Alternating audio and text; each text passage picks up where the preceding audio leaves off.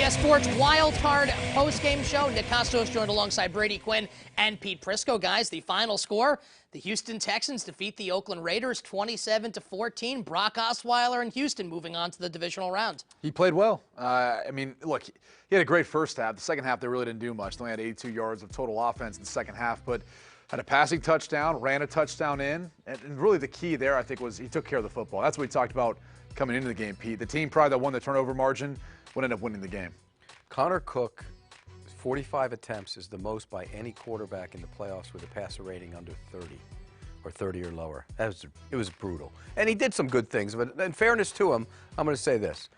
The Raiders should have come out and not put him in obvious passing situations. They should have allowed him to throw the ball in early downs. His receivers didn't help him They at dropped all. a ton of passes It was in this just, game. but still, he's got a lot of work to do, but he's a rookie quarterback making his first start. I thought he was okay, but not good.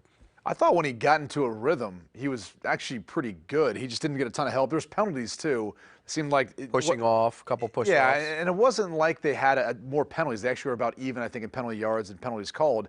But it seemed like it always came at the most inopportune time for the Raiders as opposed to the Texans. It didn't necessarily affect them quite as much. Could have been a roughing the punter on one drive. Maybe that would have given him another opportunity, a new life. But at the end of the day, he had a rough showing. But he's going up against the #1 defense in the NFL. That's a pretty darn good defense. Yeah. I mean, they can get it, even without J.J. Watt, they can get after it. Clowney's a good player. Merciless had 2 sacks. They can cover on the back end.